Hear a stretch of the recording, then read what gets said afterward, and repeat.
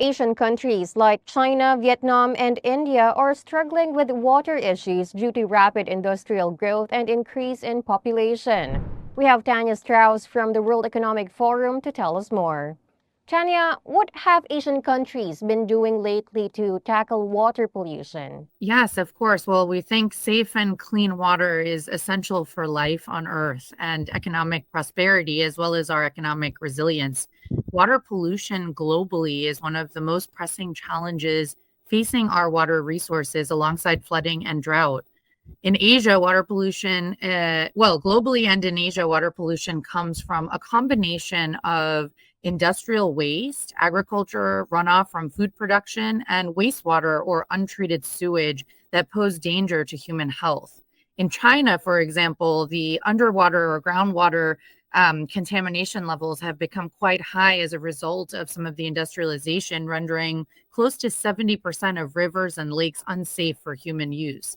In the Mekong Delta, of course, Vietnam seeing tremendous gains in poverty reduction through the backbone role that the sustainable agriculture sector plays for them. But that intensification of agriculture requires additional focus on managing the resulting runoff from fertilizer pesticides into the waterways of Vietnam.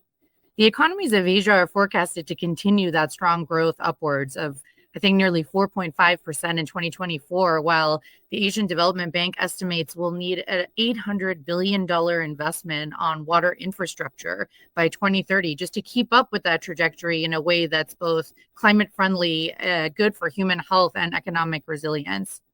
Is there any way, or in what way, can policies be improved to address water pollution in Asia?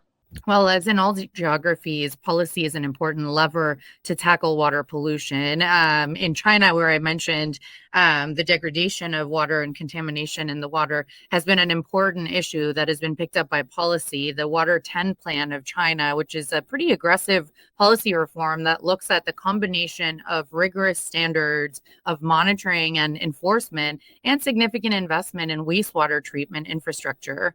For example, in India, the government of Chennai at a state level and at a city level first became one of the pioneers in implementing wastewater treatment and recycling plans at scale.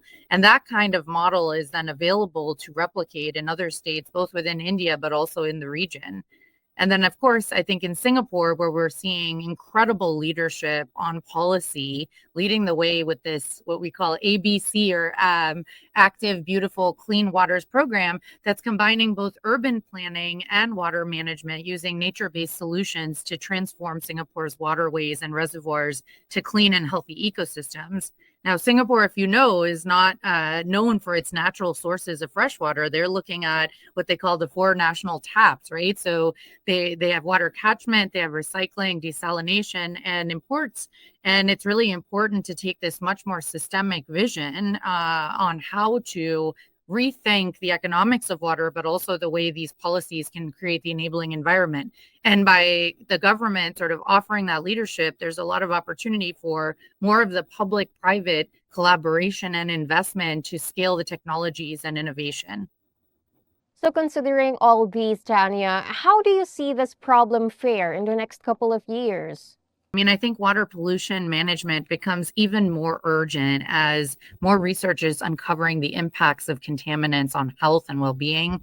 Populations continue to shift towards urban centers, economic development spurs forward. And at the World Economic Forum, we are tackling water resilience from the role of technology and innovation with our Aquapreneur Innovation Initiative, which identifies and supports early stage technology and innovations through the lens of these entrepreneurs that are on the front line solving these challenges. It's very important for this early stage innovation ecosystem to thrive and support not only the policy levers, but also investment and infrastructure into this space.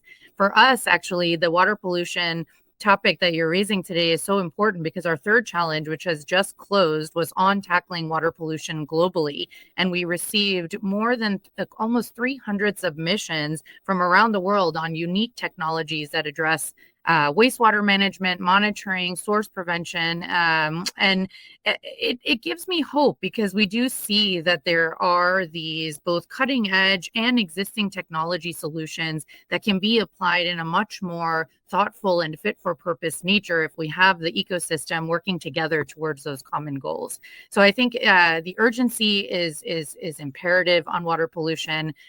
We have challenges of too much water, too little water, too polluted water, and we need to take that systems view. And supporting early stage innovators through tackling water pollution has been a really important priority for the World Economic Forum, and we remain committed on this journey. Thank you so much for sharing your insights, Tania. Thank you. Once again, that was Tania Strauss, Head of Food and Water at World Economic Forum. For more news, visit esgbusiness.com.